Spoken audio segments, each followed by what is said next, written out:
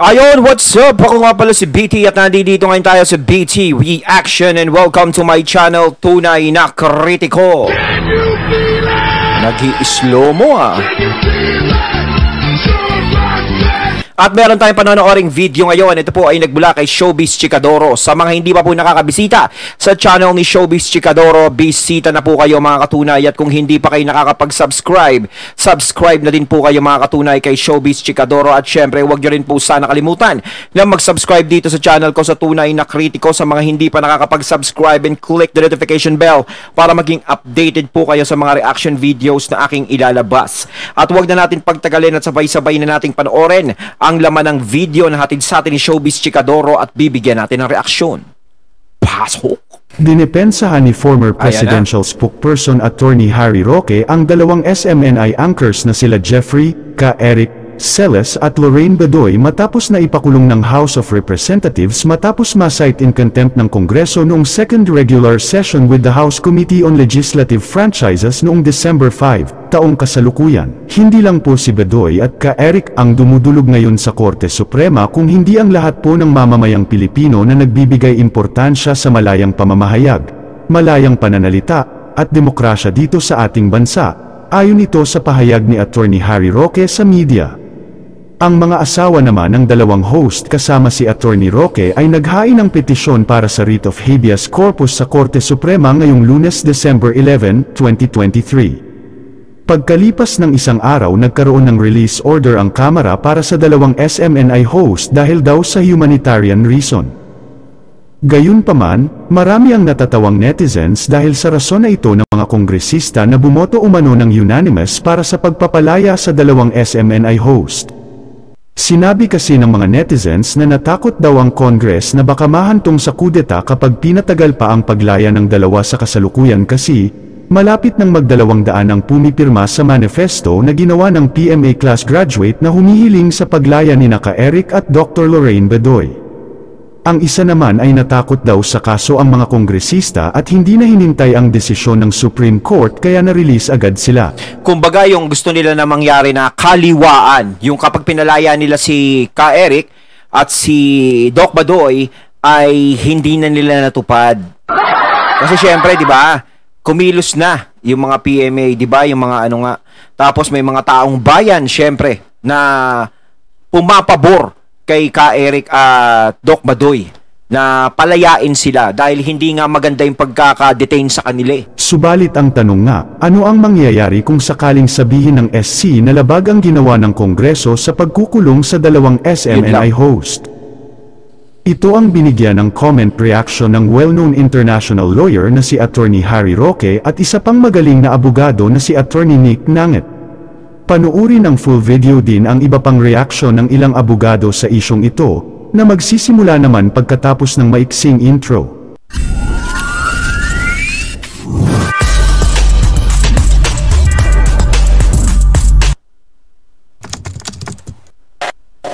Kasama nila ako sa kulungan nila kanina ng mga alas 5 nang lumabas pa ang order na palayain sila. Mantakin nyo, hero pa ngayon ng Kongreso dahil ang sabi, palilalaya sila in the spirit of Christmas on humanitarian grounds. Pero sa totoo lang po, alam na nila na nakabinbin na yung kaso ng habeas corpus at didinigin po yun ng korte. Kasi ang habeas corpus po, yan ang binibigyan ng importansya ng hukuman. Kasi wala nang ibang karapatan na maging mas important po siguro doon sa karapatang mabuhay kung hindi ang kalayaan ng mga mamamayan. At tingin ko dahil nga dun sa desisyon ng Lincoln Ong versus Family na mainit-init pa, kakalabas lang na malinaw na bagamat merong kapangyarihan ng Kongreso na mag-cite in contempt at magpakulong, dapat ito ay sumusunod pa rin sa karapatan ng mga mamamayan to due process. Dapat bigyan ng pagkakataon na madinig at hindi po yung ginawa ng Kongreso. Mantakin nyo, si Lorraine Badoy kinulong dahil ang tanong, meron bang advertisers ang programa mo? Sumagot siya ng oo, sumagot siya ng hindi, o nagsisinungaling ka, contempt. Ano naman kinalaman nun doon? Nagtanong lang no? Kung merong advertiser. Ako naman. Inquiry on fake news ang issue ng kung merong paid advertisements ang show niya. At si K. Eric nga po ay kinulong dahil doon sa hindi pagsabi ng kanyang source. No? Lilinawin ko lang po, no? Bilang abogado ni K. Eric, sinabi po niya na walang katotohanan yung sinabi ni Chairman Tambunting na sinabi daw niya kung sino yung source niya. Ang totoo po, walang pinangalanan si Ka Eric. Pero parang may ideya sila kasi tinignan nila yung telepono niya kung sino mga tinatawagan eh.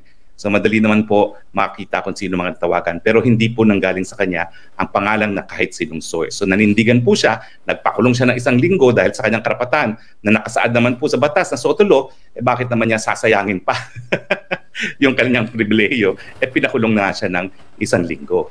Ang tanong, anong mangyayari doon sa petisyon nila? Abay, 7 araw po silang nakulong. Hindi po maibabalik ng Kongreso yung 7 araw na pinagkait ng kanilang kalayaan.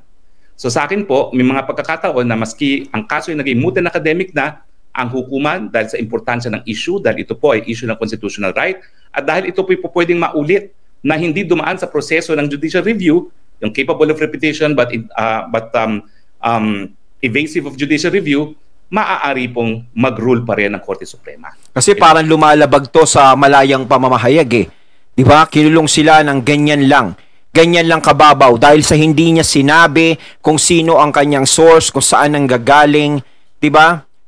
Karapatan niya naman yon na itago kung sino man yung nagsasabi na yon. Syempre, para sa proteksyon, no, yung kaligtasan ng source na yon, kung sino man yung nagpaparating. Syempre, alang nga naman na sabihin sa iyo o sino nagpaparating niya, tas sasabihin niya kung sino. 'Di ba? Kaya nga nagsasalita sa kanya yun kasi malaki ang tiwala sa kanya. At saka nagtanong lang naman, sinabi ni Ka Eric, nagtanong lang naman sila, no, doon sa ano nga yun, yung naging issue na yun, tinanong lang nila. So wala naman sigurong masamang magtanong. No, kung ganyan-ganyan ang nangyayari, kung ikaw ay magtatanong, is makukulong ka na, parang ganun ba yun? So, napakahirap naman ngayon magsalita. 'Di ba? Hindi dapat ganyan ang ating bansa dahil tayo ay nasa malayang bansa. No? Karapatan nga nating magsalita. So sa mababaw na kaso na 'yon is naging ganyan agad sila, na-detain agad sila ng ganyan, nakulong agad sila. 'Di ba? Samantalang may mga malalalim ngang kaso diyan, mayroong mga matatindi. Oh, hindi napaparusahan pero sila, 'di ba? Konting salita lang talagang patikimin namin kayo. 'Di ba?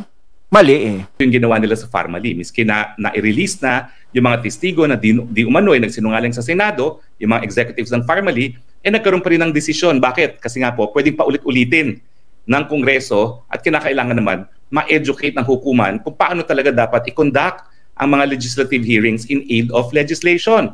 Ito po, ang pinaka-importanting issue dito ay pwede mo bang ipakulong ang mamamahayag dahil ayaw niyang sabihin ng source niya dahil nga sa SOTO law. So ito po yung isang okasyon para linawin ng Korte Suprema kung sakop ng SOTO law ang Kongreso. At ang tingin ko naman sakop kasi ang gumawa rin ng batas na yan, Kongreso. Hello! Bakit naman nila exempt pa kanilang mga sarili sa batas na sila mismo ang gumawa? Diba? Merong kasabihan na the lawmakers know the law that they're making. Di dapat alam nila na sakop sila ng SOTO law. Para sila nag-isa sa sarili nilang mantika, no? Ng ating Korte Suprema, baka maulit muli na mga mamamahayag ay makukulong dahil pinanindigan nila yung karapatan nila sa SOTO law.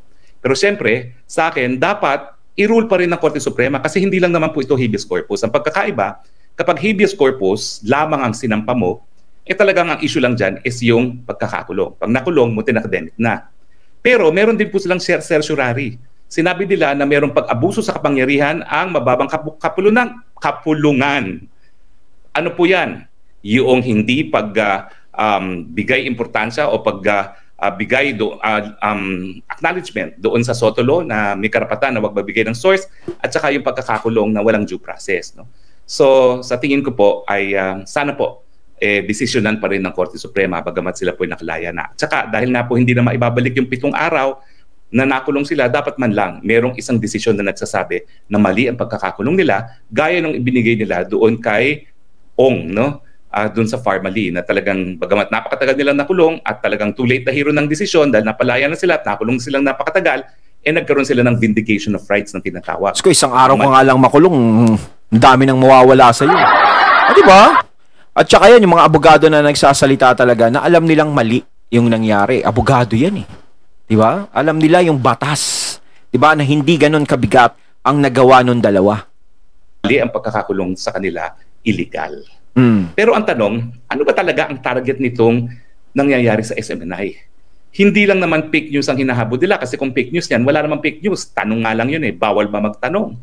Ang tingin ko po, ang talagang hinahabol, yung SMNI.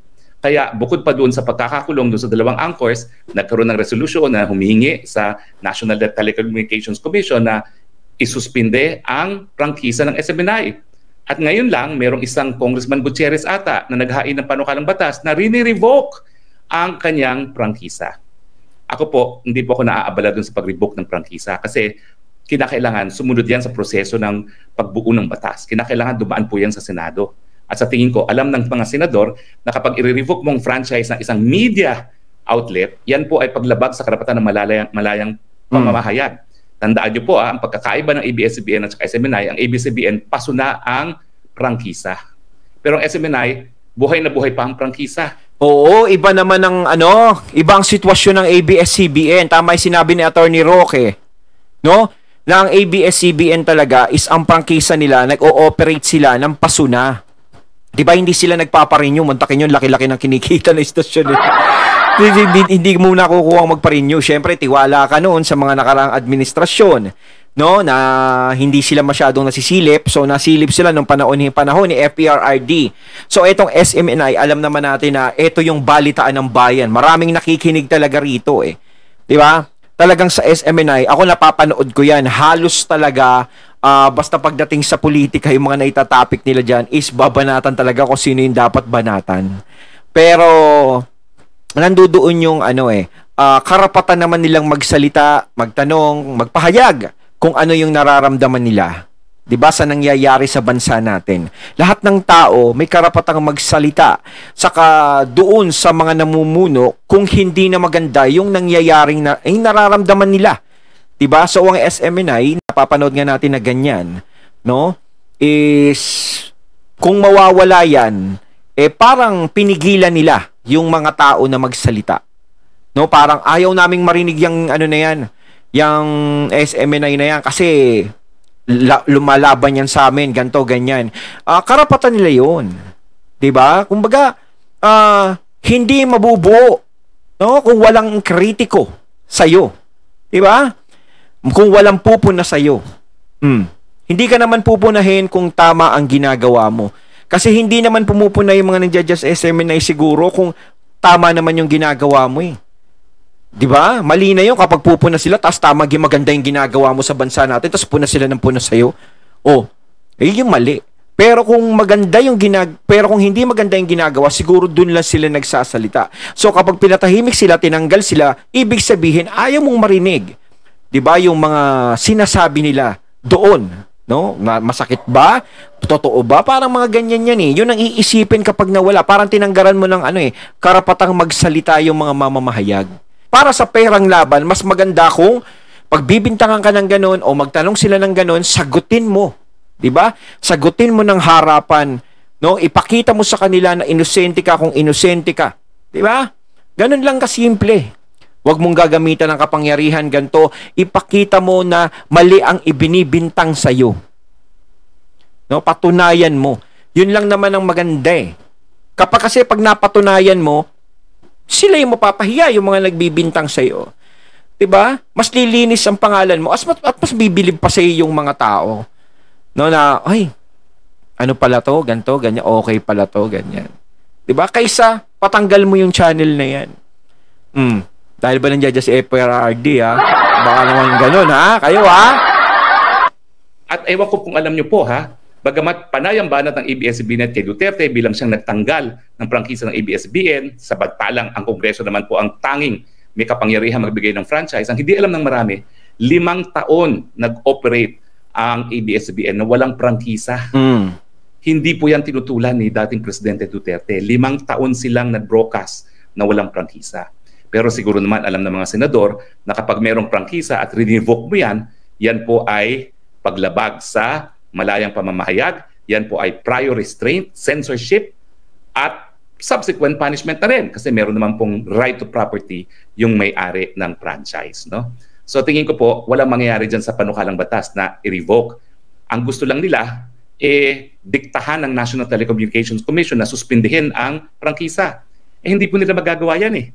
Kasi bagamat Kongreso rin ang bumuo sa National Telecommunications Commission, yan po isang quasi-judicial agency at dadaan din po yan sa proseso. Bibigyan din ng karapatan na madinig ang SMNI. Kung fake news ang kanilang pagbabasihan, malinaw naman po. Walang fake news. Kaya nga po nakapagtataka kung bakit ang Kongreso, bago nagpataw ng parusa ng pagkakakulong, bakit hindi inere yung video ng di umano ay fake news. Dahil makikita nyo, yun po ay tanong, hindi fake news. Hindi po yan statement of fact. Humihingi nga ng clarification kung totoo ba. Ang sabi ng source na 1.8 billion na ang nagastos ng speaker sa kanyang travel expense. So sa tingin ko po, mahina ang basehan na yan. Yung sinasabi nila na nagpalit ng controlling interest, paano magpapalit po yan? Yung controlling interest ni Kibuloy, napakaliit lang, parang 1.8% lamang po. Ang controlling interest, dapat 50+1. At saka, kaya lang po nagbabago yan kasi siyempre sila po ay simbahan. Ang representante ng simbahan, yung pinakamataas na leader ng simbahan, gaya po ni Pope sa Catholic Church. Sa Kingdom po, dati ang pinakamataas ay si Pastor Kibuloy, pero meron na po siyang successor. Kaya nagkaroon ng palitan ng representative ownership. Siya po yung representante lamang ng simbahan at simbahan. Ang masakit na katotohanan sa tanong kung ano ang sasapitin ng Kongreso sakaling lumabas ang desisyon ng Korte Suprema ay binigyan ng sagot ni Attorney Nick Nangit dahil ayon sa post nito ay para sa mga nagtatanong kung ano ang magiging pananagutan ng mga hunyango at bugok na kinawatan, ang sagot ay wala po. Ang dahilan dahil ginagawa lamang nila ang tungkulin nila sa Kongreso. At isa pang dahilan, dahil may presumption of regularity in the performance of official functions. Kaya nga sa dulo ng mga desisyon kung saan ang kalaban mo ay ang pamahalaan o anumang sangay nito, at nanalo ka, nakalagay ang mga salitang no costs. Ibig sabihin, walang babayarang danyos ang mga opisyal o empleyado na gagamitin ang dahilang nabanggit natin sa itaas, maliban na lamang kung may kalokohan o krimeng ginawa ang mga ito.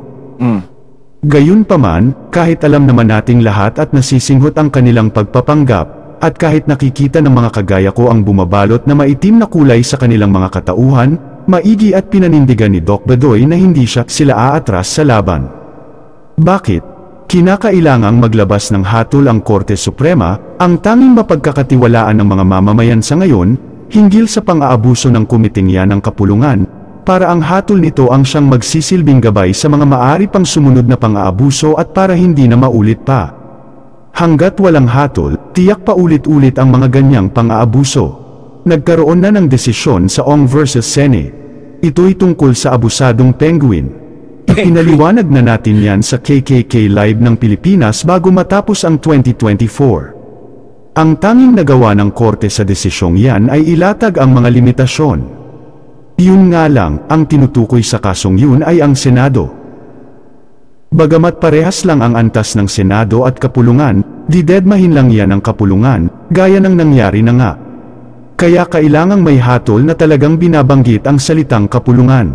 Kung sakaling may abogado sa hanay ng mga kongresista sa Senado man o kapulungan, maaari ring sampahan ng kasong administratibo sa Korte Suprema mismo para sa lisensya nila. Ang maaaring gamiting dahilan ay ang pagsasantabi o pagbabaliwala sa batas, dahil ang mga hatol ng Korte Suprema ay bahagi ng batas, at nanumpa ang abogado na panindigan ang batas. Ang maaaring ipasa ay mula sa pagsasabihan lamang hanggang sa tatanggalan na ng lisensya. Yun nga lang, kung ang opisyal o empleyadong yan ay sukdulan na ang pagkatiwali, hindi yan maantig. Tutal naman, mayaman na yan at wala para sa kanya ang lisensya. Nakakalungkot, pero yan ang realidad. Malinaw na nasa saad dito na walang mangyayari sa Congress kung magkaroon man ng desisyon ang Korte Suprema, tiyak malaki naman ang parusa na makukuha nila mula sa taong bayan, dahil nasira na ang kanilang kredibilidad at minus point na sila sa botohan. Tama. Yan ang nangyari sa kanila. No, hindi nila iningatan. Siyempre, ikaw tatakbo ka tapos ganyan, nakikisali ka pa. Hindi ba nila naisip na sa susunod na eleksyon, halimbawa yan, pabor ang mga tao, no, kay Ka Eric at Doc Badoy. Hindi ba nila naisip na delikado tong ginagawa natin sa susunod? Siguro ngayon, bida ka kasi nandiyan ka sa posisyon. Pero kapag ikaw, tumakbo na naman at hiningi mo ang suporta nila, magtiwala pa kaya ang taong bayan? Kasi nakikita nila, ganyan lang pala yung ginagawa nyo eh. Dapat bilang pinuno, no? Dapat nagpapakita ka ng magandang halimbawa sa mga nasasakupan mo. Pakita ka ng maayos na desisyon, maayos na prinsipyo, di ba? Yun lang naman eh. Pero kung ikaw ganyan, masyado ka nagpapadala sa agos, o nagpapailalim, ay wala. Mawawala ng tiwala sa iyo yung mga taong nagtiwala sa iyo na bumoto. Yun talaga ang mangyayari. Kaya dapat talaga is iniingatan mo yung imahe mo. Ayun, yung imahe dapat ang ingatan mo dyan. Ang isyong ito ay umani naman ng iba pang reaksyong nakakatawa mula sa ibang lawyer.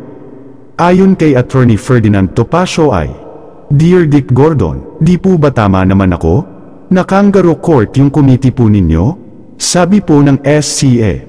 So, bati na tayo, ha, love you. It's more like what happened to the Jimmy Paul case, when the Senate ordered the release of Jaime Paul to moot the habeas petition I filed before the SC because the Blue Ribbon realized that the detention was indefensible. Congress cannot stand another dressing down from SC. SC can actually continue hearing the case if it be its pleasure, since it is capable of repetition. Ayon naman sa maiksing post na ito ni Attorney Trixie Cruz Angeles ay, mukhang malakas ang kaso. Ayon naman kay Attorney Darwin Cañete ay, the Supreme Court should decide on the merits of the habeas corpus petition of Attorney Roque anyway. Some precedents need to be set down in order for branches of the government to be checked for excesses. Ayon naman sa nakakatawang post ni KLC ay, desisyon ko palayain kayo for humanitarian reasons kasi Pasko naman. Bakit si Santa Claus ka?